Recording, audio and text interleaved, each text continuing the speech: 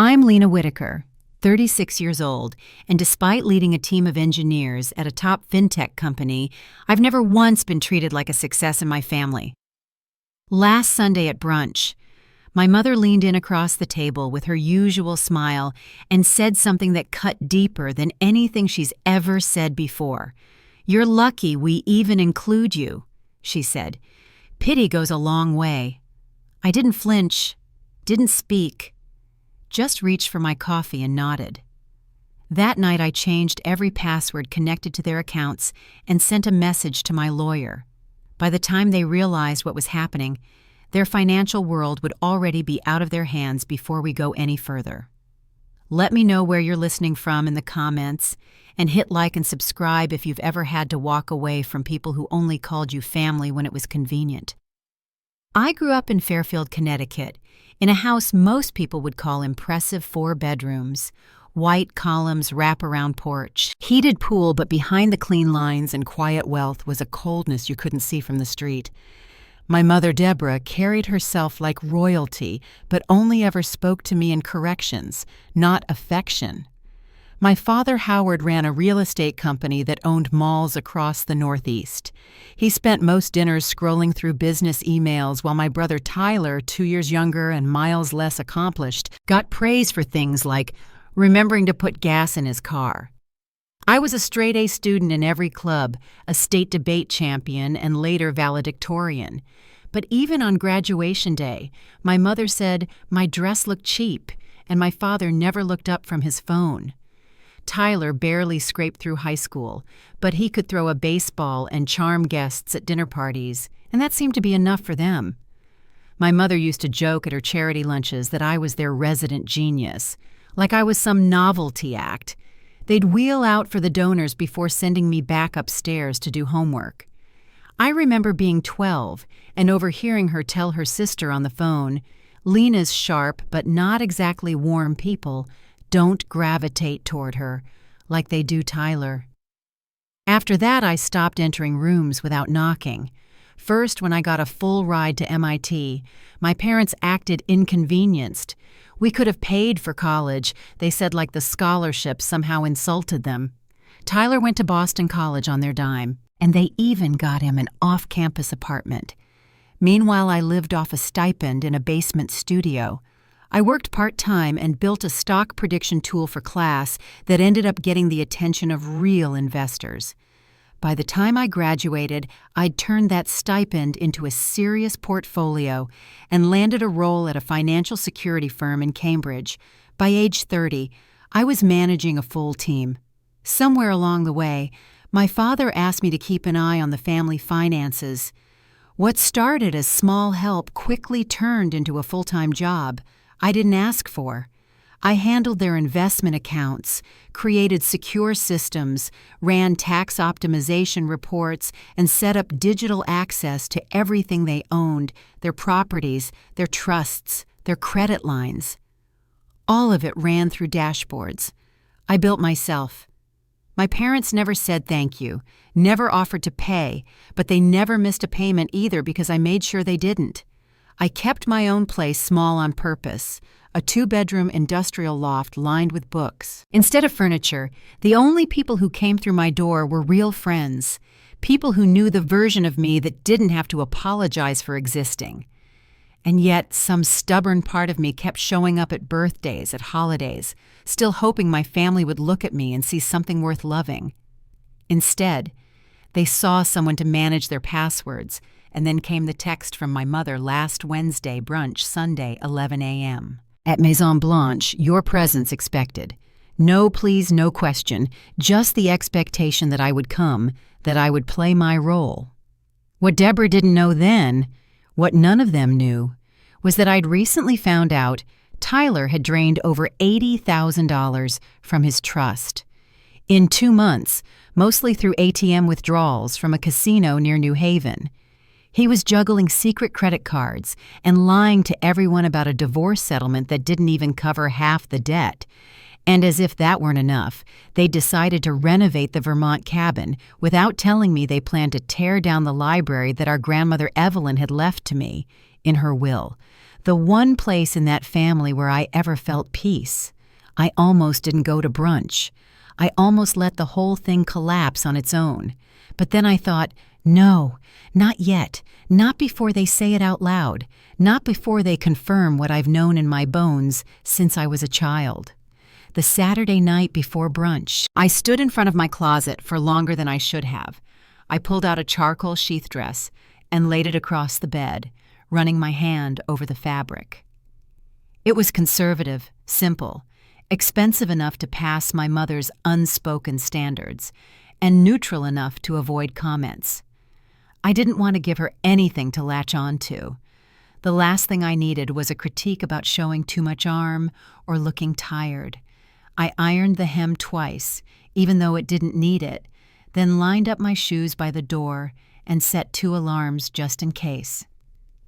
Sunday morning arrived with one of those clear spring skies that looks cheerful from behind glass, but still carries the chill of leftover winter. I drove my Audi into the back bay, past the rows of brick townhomes and carefully parked Teslas. Maison Blanche sat on a corner with floor-to-ceiling windows designed more for showing off than letting in light. The kind of place where brunch wasn't a meal, but a stage. They were already seated when I walked in, of course. My mother wore ivory linen and pearls, her hair in that perfectly fixed style that never moved. My father looked the part of a real estate mogul, pressed navy suit and silver cufflinks, flipping through his phone like he had somewhere better to be. And then there was Tyler, still managing to look disheveled in a $1,000 blazer. He kept rubbing his hands together, eyes darting around like he was waiting on someone who owed him money. Charmaine. "Darling," my mother said as I approached. 15 minutes early is on time. I glanced at the clock. I was exactly on time. The waiter arrived almost instantly. "Mimosas for the table," he asked. "Charmaine will have coffee," my father said. "Black. She avoids alcohol migraines." "That's not true," I said quietly but clearly. "I'll have sparkling water with lemon and coffee." My mother sighed. Always the difficult one. Menus were passed around. Tyler ordered steak and eggs. My mother clapped her hands in approval as if he were 7 again. "Protein builds confidence," she said. I ordered avocado toast and she raised an eyebrow. "Of course, predictable." I took a breath, kept my face still, and sipped the water. Across the room, a father leaned in to listen to his teenage daughter nodding along like she was telling him something that mattered. At another table, an older couple held hands and shared a newspaper, the kind of quiet love you don't stage for show. "How's the programming job?" my father asked, eyes still on his watch. "Software development," I corrected. "My team just launched a new financial platform. 3 national banks have already licensed it." How nice, my mother cut in. "Tyler just closed the Westfield deal. $40 million. Tyler stiffened. I knew for a fact that deal had collapsed 3 weeks ago. I'd seen the write-off myself. "Congratulations," I said, turning to him. "That must have been quite a negotiation." He didn't answer, just looked down at his plate. The conversation slid into country club gossip, real estate trends, and subtle critiques of people we all knew. My mother made a point to bring up someone's 3rd marriage before glancing at me. "Jennifer Wilkes is engaged again. 3rd time. And here you are, still waiting on your 1st. "Well, I suppose independence suits you." A server refilled my water and gave me a quick, knowing smile. She'd seen this kind of brunch before. "We expect you at the cabin renovation party next month," my mother announced suddenly. I wasn't aware the renovations had been approved. I said, careful not to sound sharp. "Legal technicality," my father muttered. "Your grandmother was sentimental." "She was clear," I replied. "The library was meant for me. That musty little room," my mother said. "It's becoming a media lounge. Tyler needs a space to entertain clients." "I visit monthly," I said. "I maintain the accounts. I work from there." Before anyone could respond, our food arrived. The pause was short-lived. I might need adjustments to my access, Tyler said, cutting into his eggs. Business purposes. He was asking for higher withdrawal limits. I knew exactly why. My mother folded her napkin, glanced around the room, and leaned toward me with that honey-sweet tone she always used before a knife. "Your expertise has been helpful, dear," she said. "But Tyler is taking a more active role now." My father cleared his throat. "It's time to let professionals handle things. Nathan's got a guy at Goldman top tier." I sipped my coffee. "That'll take time. The systems are complex. You always make things complicated," my mother said. "It's exhausting." I didn't answer. I watched Tyler push his food around, watch my father check his phone again, pretending not to be involved. "I'm just saying," my mother continued, "it's not appropriate for someone so removed from the family to have that kind of access." The insinuation was sharp. I wasn't involved enough to have a say, but useful enough to be their free accountant. I set my fork down. "Is my involvement causing problems?" My father didn't look up. "Boundaries are healthy. We think this is best." I nodded slowly. "Transferring the systems will require documentation. The security layers are extensive. You see," my mother said, "this is what I mean. You always need control." "I don't need control," I said. "I created the structure that protects all of this. Transitioning it requires care." She placed her napkin on the table and smiled. "You're lucky we even include you, Charmaine. Pity goes a long way. Most families would have given up on someone so difficult." For a moment, the room went quiet. Not truly, but in that way it does when your brain starts recording. My father said nothing. Tyler gave a weak laugh and looked away. My mother took a sip from her mimosa like she hadn't just thrown a match into gasoline. I sat very still, my fingers curled around my coffee cup, its rim cool from sitting too long. I placed it gently on the saucer, folded my hands in my lap, and met her eyes. "Thank you for your honesty," I said. She blinked. That wasn't the response she was expecting. "Well," she said, straightening, "family harmony requires knowing your place." "It does." I agreed. The rest of brunch passed in strained silence. My father mentioned the market reading numbers I had sent him last week. Tyler kept checking his phone. My mother criticized the clothing of strangers. No one spoke about the renovation again. When the bill came, my father handed over the platinum card, one I had set up, one I'd monitored. He didn't glance at the total. "We'll see you Tuesday for the designer meeting," my mother said as we stood. Not a question. "I'll check my schedule," I answered. "You can miss work for family." I smiled. Family priorities are important. Outside, we pose like any normal family. My father answered a call before we hit the sidewalk. My mother kissed my cheek, barely making contact. Tyler leaned in close. "Can I borrow $5,000 until Friday?" I nodded once. "I'll see what I can do." As I walked toward my car, the sky looked the same as it had that morning, clear, bright, quiet. But inside, something had shifted. The weight I'd carried for 35 years finally felt like mine to set down, and I already knew exactly where I was going to start. That Sunday afternoon, after I left the restaurant and walked the familiar path back to my car, everything around me looked the same. Sunlight on the hood, breeze catching the edge of my coat. But something inside had changed.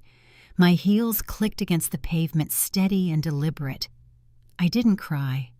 Not yet. I sat in the driver's seat with both hands on the wheel and stared straight ahead until the parking meter ran out. Then I drove home in silence, the radio off, letting every word from that table echo one last time before I chose what came next.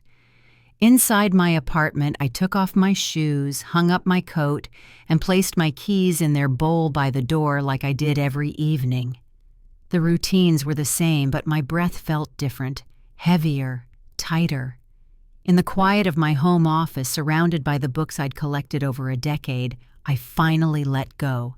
Not loudly, not all at once. Just a quiet unraveling that began with my shoulders and moved downward until I folded forward in my chair and stayed there. I didn't know how long I sat like that. Eventually, I sat up, wiped my face, and opened my laptop. I hadn't made a decision yet, but I needed clarity. The financial dashboard I'd built for the Whitaker accounts came up with a single password and a security key only I held. The data loaded in seconds. Transactions, assets, trusts, automatic payments, business accounts, property management platforms, all of it mapped like a city grid. I started with the numbers. Tyler had pulled more than $200,000 from his trust accounts over the past 12 months, mostly in small withdrawals clustered around casinos in Connecticut and Rhode Island. At least 3 credit cards I hadn't authorized were connected to bank accounts tied to the family's property portfolio.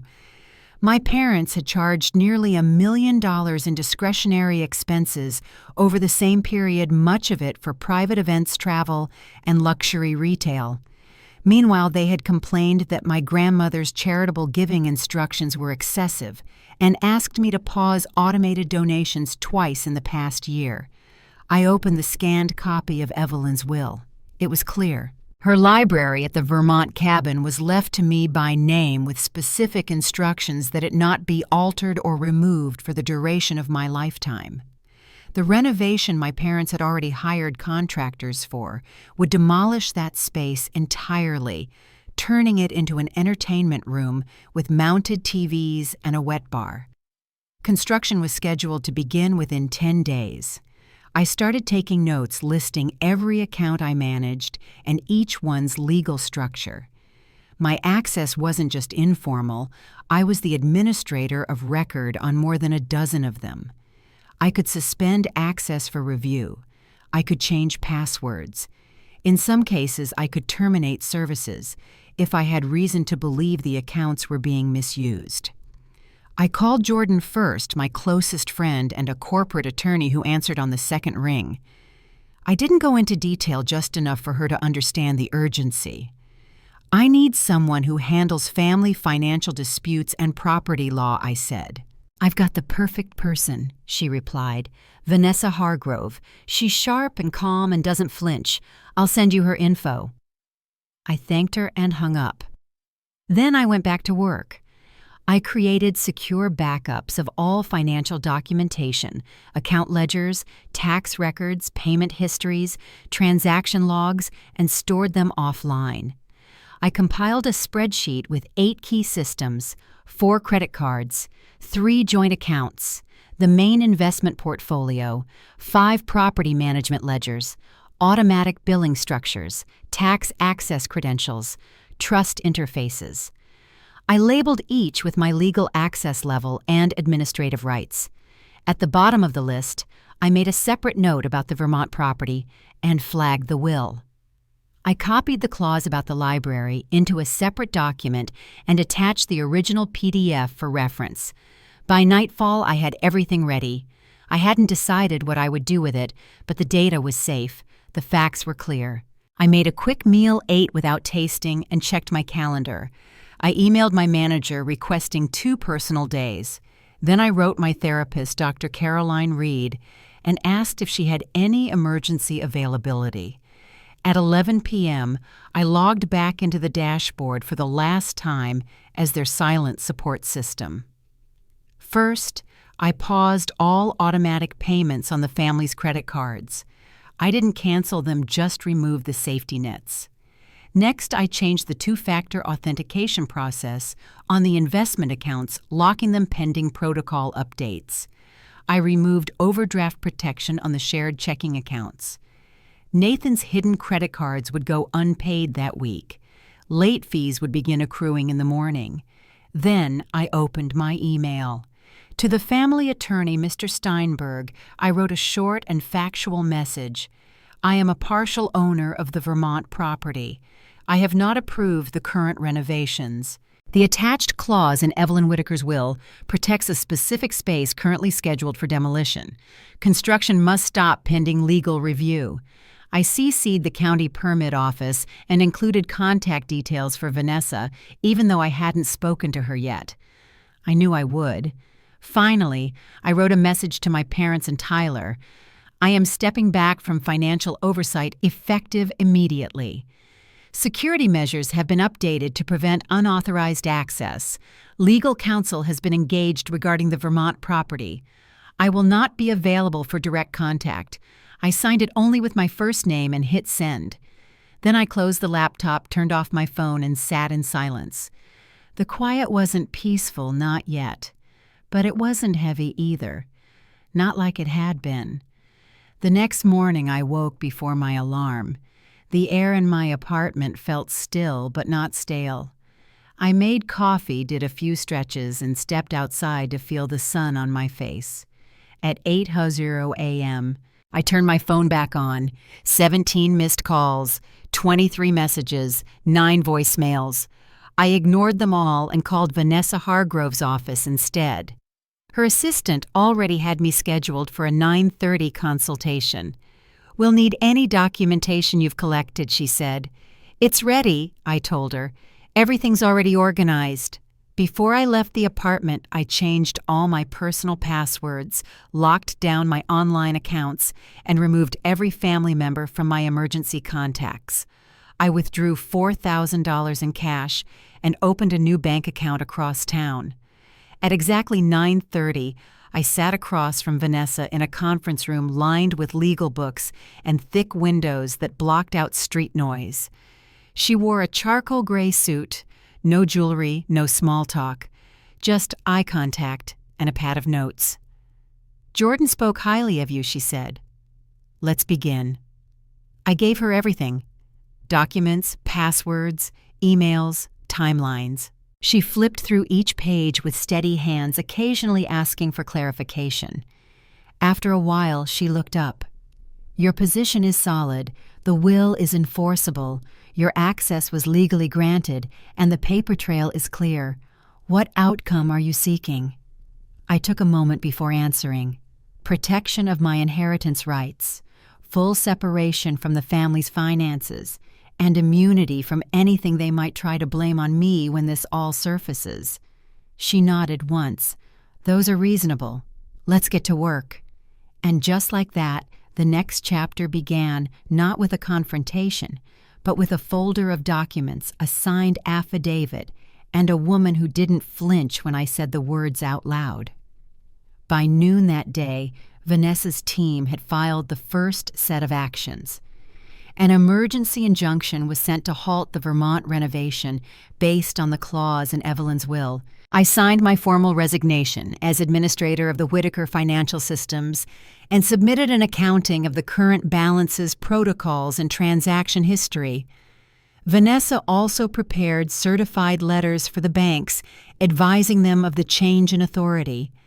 As a final layer of protection, she placed all documentation of Tyler's withdrawals into legal hold in case they tried to shift blame later. By late afternoon, I'd contracted a security company to change the locks on my apartment and install cameras at both entrances. Vanessa reviewed the final packet of materials with me, stapling everything together in neat labeled folders. "What should I expect next?" I asked. She didn't hesitate. "Escalation. Then negotiation. It'll come quickly." That night my phone buzzed over and over again. First Tyler, then my father. Tyler's texts came in rapid bursts, accusations, then guilt, then threats dressed up as concern. "You have no idea what you're doing," he wrote. "Dad is considering legal action. Fix this now." I didn't answer. Instead, I logged each message and screenshot them for Vanessa's record. By 10 o'clock, I had contacted my office building's security team and requested they not admit any family members under any circumstance. Then I notified my apartment management company and filed a brief report with the non-emergency line at the local precinct. Nothing had happened yet, but I knew better than to wait for something to escalate before making a record. Before bed, I deleted the family calendar I'd maintained for years. Birthdays, anniversaries, and their scheduled fundraisers all disappeared in a few taps. I unsubscribed from my mother's country club newsletter and took down the framed photo of our family from the living room bookshelf. In its place, I hung a watercolor print I'd picked up at a small gallery in Portland, a quiet seascape that had always reminded me of stillness. Each step was small, but I felt it. Not all at once, but like I was reclaiming pieces of myself I hadn't realized I'd given away. The next morning brought the first visible crack in their world. Tyler called from a number I didn't recognize. I answered without thinking. "The card company just declined my payment," he said immediately. "I need 30 grand by tomorrow, for what I asked." He hesitated. "Casino markers." He was quiet after that. Then almost softer, he added, "Look, I know you're mad about what Mom said, but this is serious. Your gambling debt isn't my responsibility. You're the one who disabled the payment systems," he snapped. "You did this on purpose." "I resigned because I was told I was no longer welcome in family affairs," I said. "The systems now reflect that." He let out a breath. "Dad's furious. He can't get into the investment dashboard. He'll need to establish new credentials with First Horizon." I included instructions in my resignation letter. "This isn't a game, Charmaine." "No," I said. "It's not." Then I hung up. An hour later, Vanessa called. "They're coming in heavy," she said. "My father's attorney had contacted her office demanding immediate restoration of all accounts and threatening to involve the state bar if I didn't comply." Vanessa responded with calm, deliberate language. "We informed them that the resignations were legally valid and fully documented. The injunction on the cabin is active. Construction is halted." That evening, Tyler's messages took on a more desperate tone. "You're destroying this family," he wrote. "We've always trusted you." I didn't reply. By day 3, the tone shifted again. My mother sent an email short and vaguely apologetic. Perhaps I misspoke. It read, "Family disagreements happen. Let's resolve this like adults. Please call me so we can discuss reinstating your access and move forward together." I forwarded it to Dr. Reed. She replied within an hour. "Classic minimization," she wrote. "No specific apology. No acknowledgement of wrongdoing. Just pressure to resume your role." I didn't respond to the email, or to the 4 others that followed that week. I focused on small routines: grocery shopping, laundry, reading by the window with my phone on silent. It felt strange to realize how much space their needs had occupied in my life. Their questions, their demands, their emergencies had become my schedule. Now there was quiet. Not peace, not yet, but quiet. In that first month, everything started to shift. My professional life surged forward without their interruptions. I completed a security rollout ahead of schedule, accepted a speaking invitation at a financial tech summit, and finally took a weekend trip with friends I hadn't seen in over a year. Jordan and Sophia checked in regularly, making sure I didn't isolate myself. They showed up with takeout and wine, offering normal conversation when the rest of my world felt so tense. Around week 5, I had dinner with an old friend, Alexis. We'd lost touch when my mother's social calendar had become more urgent than my own. "You seem different," she said as we finished dessert. "You're here." "I'm learning how to stay," I told her, without bracing for the next thing. By the second month, Tyler started leaving notes at my old address. The property manager, a kind woman named Teresa, forwarded them to me. His handwriting looked rushed, almost panicked. "Please, help me one read. I know I have a problem. I need your help to fix this." He'd finally admitted it, at least in writing. But even then, the letter asked for my expertise, not my presence. Meanwhile, my parents chose their own routes. My father started using business contacts to relay subtle pressure. A senior partner at a firm I worked with casually asked if I was doing all right, mentioned hearing that I'd taken some space from the family. My mother spun a version of events for her social circle. "We're giving Charmaine time," she told people at luncheons. "She's been under a lot of stress." The stories weren't malicious, not exactly, but they preserved a narrative where their actions remained unexamined, and I simply needed time to recover. 3 months in, I received an unexpected call from the town clerk in Vermont. "We've had some inquiries about selling the cabin," she said. "Given that you're a co-owner, we wanted to confirm you were aware." I wasn't. Vanessa filed another motion the same afternoon. "They can't sell without your signature," she reminded me. But this was clearly a push for control. The next day, my father sent the first direct message since the brunch. "This property has become untenable," it read. "We have buyers offering $7 million. If you want your share, you'll need to participate. Otherwise, we'll move forward without you." Vanessa reviewed it and replied on my behalf. "There is no legal pathway for a sale without your consent," she said. "Let them bluff. You're protected." That night, I went back through the folder where I kept every legal notice and resignation letter. I flipped through each page slowly, breathing in the weight of every step I'd taken. I hadn't done this to punish them. I'd done it because I'd finally seen the truth for what it was. And once you see clearly, it's nearly impossible to go back to the fog. By the 4th month, the pressure they'd hoped would force me back into place had started turning inward. With the Vermont property tied up in legal delays and buyers walking away, my parents had to shift focus to damage control. According to Vanessa, the county flagged multiple code violations from their unpermitted construction. What had started as a renovation project had turned into a legal headache with no clear end. The fine alone was enough to delay any future work indefinitely. Tyler was hit the hardest and fastest. Without access to family funds, he was forced to sell the condo downtown. I heard from a mutual friend that he moved into a modest 2-bedroom unit in Norwood, a far cry from the glass-walled high-rise he used to brag about. His car, an imported Mercedes that never left the valet garage, was repossessed after 3 missed payments. There was no soft landing this time. His gambling debts, which he'd kept hidden for so long, had nowhere left to hide. My father, for the first time in decades, had to personally contact the banks and rebuild account access from scratch.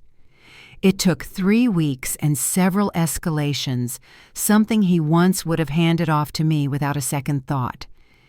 His frustration became evident in the clipped emails Vanessa shared, long-winded complaints about unnecessary disruption and inflexible systems that ignored how those systems had protected him from worse fallout. My mother suffered in her own way. With the automatic payments disabled, her country club membership was briefly suspended over a missed renewal fee. She was forced to call and explain herself, something she hadn't done in years. 2 of the charity boards she sat on quietly began distancing themselves. Donations had dropped, and with them her social standing. I stayed out of it. All communication went through Vanessa, who sent me weekly updates in short, bullet-point summaries. I had changed my number, updated my email, and only shared the new contact info with close friends. For the first time since my 20s, my life was quiet.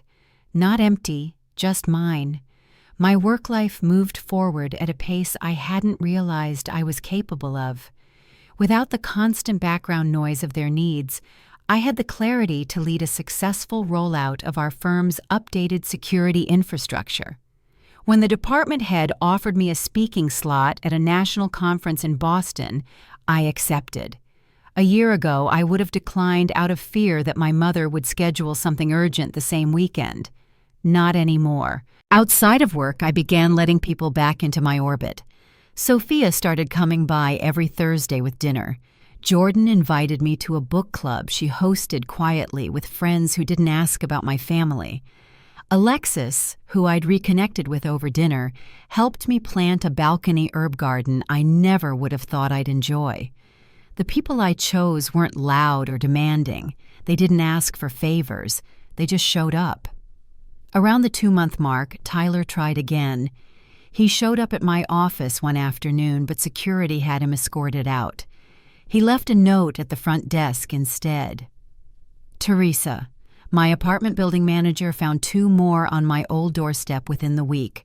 His handwriting had changed, smaller, less rushed. I'm in over my head, one read.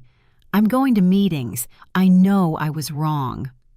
Vanessa reviewed the notes and advised no direct reply yet. He's reaching, she said, but let's give it time. My parents used a different strategy. My father reached out through a shared business contact who casually mentioned at a dinner that Howard hoped I was getting the support I needed. My mother returned to her social channels, posting carefully worded updates about respecting personal journeys and navigating difficult seasons as a family. The narrative she built placed her as the concerned parent of a daughter who had simply chosen distance without provocation. At 3 months, the real estate attorney representing the Vermont property sent word that Evelyn's will had withstood the preliminary challenges. The library could not be demolished.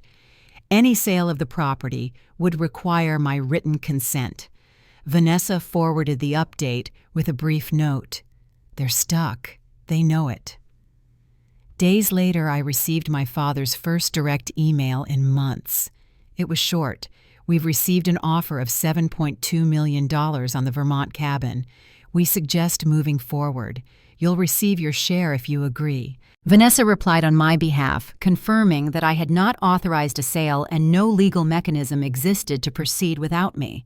There was no further communication after that. Not that week. What filled the silence was something new: steadiness. I started sleeping through the night. I cooked for myself instead of eating frozen meals between conference calls. I took weekend drives to places I hadn't seen since college: quiet lakes, old bookstores, little antique shops that felt untouched by time. I didn't talk about my family. I didn't need to. In a way, it was the first time I'd ever truly lived outside their orbit. My phone didn't light up with their emergencies. My email didn't carry their requests. My life moved on, and theirs did too, just without me smoothing the path. Toward the end of the month, I sat at my dining table with a folder in front of me. Inside were documents Vanessa had prepared, including my final statement of separation. The signatures were already in place. I slid the last sheet into the folder, closed it, and stood up. There was no dramatic moment, no celebration, just the quiet knowing that what had once defined me no longer did. And that meant something important was finally ready to begin. 6 months after the brunch, I heard from Tyler directly, not through notes or forwarded messages, but through Vanessa. He'd requested a meeting. Just the 2 of us. No parents. No attorneys in the room beyond her. I waited 3 days before agreeing. Dr. Reed helped me prepare emotionally setting boundaries in advance. The meeting would be 30 minutes held at Vanessa's office, with no promises made beyond listening. Tyler arrived 10 minutes early. His appearance had changed. The tailored suits were gone, replaced with a department store button-down and slacks that didn't quite fit. His hair was shorter, neater, and his expression had none of the smooth confidence I'd grown up resenting. He looked like someone who'd been stripped of everything and was still trying to decide if that was a loss or a relief. "Thanks for seeing me," he said, as we sat across from each other. "I agreed to listen," I replied. "That's all." He reached into his pocket and placed something on the table, a 6-month sobriety chip from Gamblers Anonymous. I glanced at it briefly, then looked back at him. "Not my first time in the program," he admitted, "but it's the first time it's stuck." "Congratulations," I said. I meant it even if the words came out flat. "I hit bottom when you stopped holding the system together," he said. "It all fell apart so fast." Dad realized how much risk he'd buried under his spreadsheets. Mom couldn't use her name to float credit anymore. And me, I had to face the truth. I stayed quiet. "I'm not here to ask for money," he continued. Not even for a second chance. I just think you deserve to know that what you did forced something to break. And for once, the break helped. He told me about his new job entry-level claims at a local insurance company. Regular hours, no company car, a one-bedroom apartment with no view, but he paid his rent on time, cooked his own meals, and went to meetings twice a week. He hadn't missed one since March. I don't dream about winning anymore, he said. I dream about lying, about who I became. That's what scares me now. We sat in silence for a moment before he added, "You were always the strongest one of us. I just didn't understand what strength looked like back then." I didn't respond. I didn't cry. I just nodded. When the meeting ended, he stood and thanked me again. I told him I'd consider future contact depending on his continued recovery. Nothing more, nothing less. Vanessa closed the door behind him and asked if I was all right. "I think so," I said. "It didn't take anything from me. Word of the meeting must have traveled quickly." Within a week, my father sent a letter formal and stiff outlining a reunification plan that included my return to managing family accounts and dissolving all pending legal concerns about the Vermont property. He framed it as a necessary step for moving forward in a spirit of healing. My mother left a voicemail the same day. Her tone was falsely warm, as if we'd had a small misunderstanding at brunch and were simply overdue for a phone call. Now that things have cooled down, she said we can get past all this tension and put things back in order. I archived both messages without reply. Vanessa documented the communications and forwarded them to Dr. Reed for record keeping. Neither message contained an apology. Neither acknowledged what had occurred. They weren't invitations. They were attempts at reset without accountability. By the end of the 6th month, the legal processes were nearly finished. Vanessa finalized the property agreement confirming my share of the Vermont cabin and formally separating all financial oversight. My professional life had never been more stable. Our team received an award for our work on the financial infrastructure rollout, and I'd been asked to consult on 2 upcoming projects at the national level. Socially, I felt rooted in a way I hadn't since college. My weekends filled with walks along the river, impromptu dinners with friends, and the kind of stillness I used to think only existed for other people. The uncertainty that had once made me anxious now felt like possibility. Nothing was fixed, but nothing was stuck either. Dr. Reed once told me that healing isn't about erasing the past, it's about building something new that doesn't depend on it. As I packed away the last folder of legal documents, I thought of that. The family I was born into still existed. Their stories, their behaviors, their expectations. But my part in that story had changed. Not erased, just rewritten.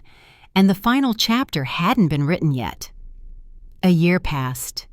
The systems were clean, the accounts were closed, and the last of the legal paperwork was tucked away in a drawer I didn't open unless I had to.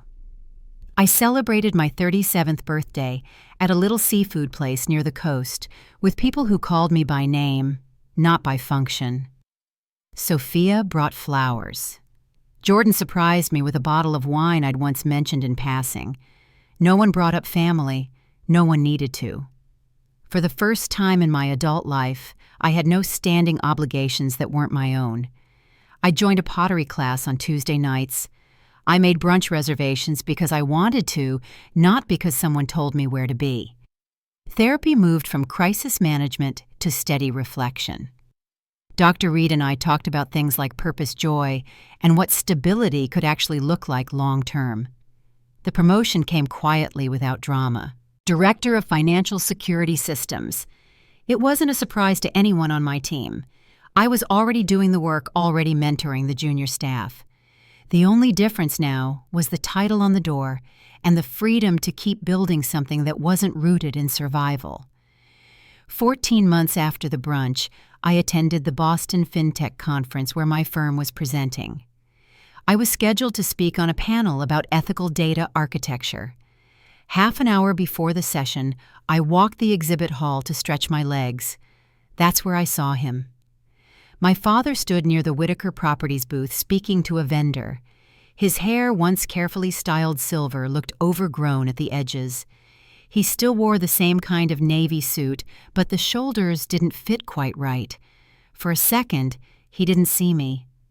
Then he turned and our eyes met. We both paused. No one moved to greet the other.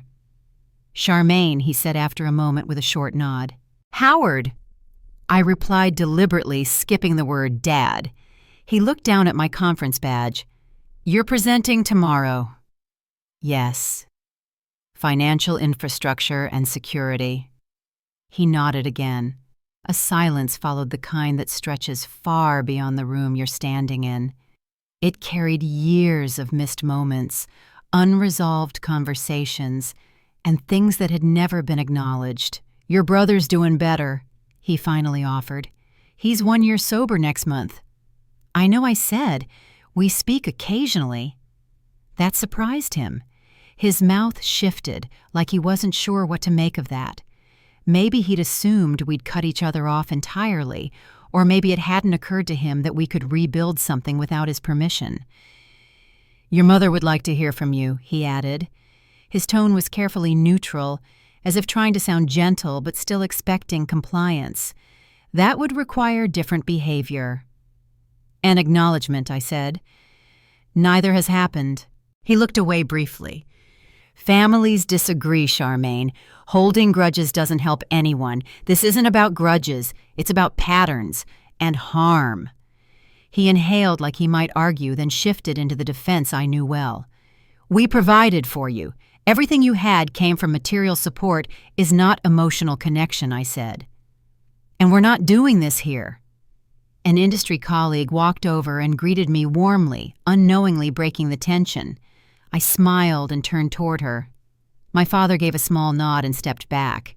As he walked away, I noticed the slight drag in his right shoulder, the way he now checked his phone without confidence, as if waiting for bad news. The dismissal he used to carry so easily didn't land the same anymore. Back at home, Vanessa called with a final update on the Vermont cabin. After nearly a year of delays and inspections, my parents had accepted that they couldn't move forward with renovations. They'd made a buyout offer, fair market value, professionally assessed, with acknowledgement of my protected rights to the library. I accepted, quietly, without drama. The money went into a new property up in New Hampshire, a modest lakefront cottage with wide windows and built-in bookshelves. Not fancy, but peaceful. I kept it separate from everything else. Just mine. Each weekend I spent there gave me more room to breathe. I brought books I'd loved as a girl, the ones that used to sit in Evelyn's library. I filled the shelves with things that made me feel grounded. No heirlooms, no reminders. Just pieces of a life I was building for myself. My relationship with Tyler remained cautious, but consistent. We met for coffee once a month. He kept his meetings up, worked his job, paid his bills. He no longer asked for anything. One afternoon, he told me he still dreamed about gambling, that the urge came back strongest when he felt like a failure. "What helps when it does?" I asked. "Remembering what I lost," he said, "and who I turned into. I don't want to go back there." He never apologized for the years he coasted on my effort, but he never minimized it either. Over time, that became enough. My mother never changed. After the conference, she began reaching out again, first through mutual acquaintances, then through social media likes and old-fashioned guilt at shared events. At a colleague's wedding, she cornered me during the reception. "You look thin," she said the way she always did. "Are you eating properly?" "I'm well, thank you," I replied, not rising to the bait. "This arrangement has gone on long enough," she whispered, her glass of champagne tilted too far in her hand. "People are talking. It reflects poorly on the family." "I'm not estranged," I said calmly. "I've just chosen boundaries that protect my well-being." By cutting off your own mother, she asked, her voice edged with hurt she had never earned. By requiring mutual respect as a condition of relationship, I clarified. She shook her head and gave me the old line, "You always were difficult." "No," I said. I was clear. You just didn't like what I was clear about. She didn't follow me when I walked away. I don't think she knew how. That moment confirmed what I already knew. People can change, but not everyone will. Some will hold to their version of the story no matter how much harm it caused. And some of us learn to stop trying to rewrite it for them. The lake was glass that evening, catching the last light like it wanted to hold it a little longer. I sat on the dock behind my cottage with a folded blanket around my shoulders and one of Evelyn's books open on my lap. The buyout paperwork on the Vermont place had cleared weeks ago, and the shelves here were finally full. I'd kept room for the titles she loved most, the ones that smelled like cedar and faint perfume. Inside the cottage felt like a life I chose on purpose. The big windows faced east, so mornings came in soft and slow. I learned which board creaked near the kitchen and how the wind changed the sound of the water at night. I made coffee and read before work, then closed my laptop and walked the path by the shore when the day ended. It wasn't an escape. It was an arrival. Tyler and I kept meeting once a month. We picked a quiet coffee shop and sat by the window, no performances required. He updated me on small things, rent paid on time, a promotion to senior claims, another coin for his key ring. He didn't ask for money, and I didn't offer advice. When the urge to gamble hit, he said he called his sponsor and walked the aisles of a grocery store until it passed. I believed him because he never tried to make it sound easy. With my parents, nothing shifted. Howard sent a short note through a colleague after the conference, something about wishing me well and hoping for family unity. Deborah preferred careful scenes at public events and polished comments passed through mutual friends. I answered none of it. The distance wasn't angry anymore. It was measured and steady, like a fence that marked where my yard ended and someone else's began. Work was good in a way that felt uncomplicated. I led my team through a tricky rollout and watched them shine. The title on my door mattered less than the quiet at my desk and the trust in the room. On weekends, I brought a bag of groceries to the cottage and cooked simple meals, nothing fancy, just food that tasted like home when eaten under a lamp with the windows open. Sometimes I thought about the library that started all this, not the furniture or the fixtures, just the promise inside it. A door that was supposed to stay closed because someone loved what was behind it. In the end, that promise didn't live in a room. It lived in the way I keep my own doors now and the way I ask others to knock. I saw the clearest difference on a quiet Sunday when the power flickered during a storm. The house went dark, and the lake turned to slate. I lit 2 candles and sat by the window listening to the rain drag across the water. No one needed me. No one was waiting for a password or a transfer or a last-minute rescue. The stillness wasn't lonely. It was whole. Justice didn't arrive with a gavel or a speech. It came in a handful of signatures, a key on my ring, and a boundary that didn't bend when pushed. It came in my brother's steady steps and in my own. Dignity looked like telling the truth about what hurt, then choosing how to live anyway. Kindness, it turned out, included myself. If there's anything I would offer to anyone listening, it's this: love without respect is a storm that never passes, and inclusion without care is a door held open to a room where you're not welcome. You're allowed to close that door. You're allowed to build a new one with your name on it. The last light fell away and the lake settled back to black. I closed the book and let the quiet fill in the spaces where chaos used to live. If any part of this found you tonight, I'd be glad to hear your story. Tell me where you are and what boundary changed your life. And if you want more stories like this, you're welcome to stay.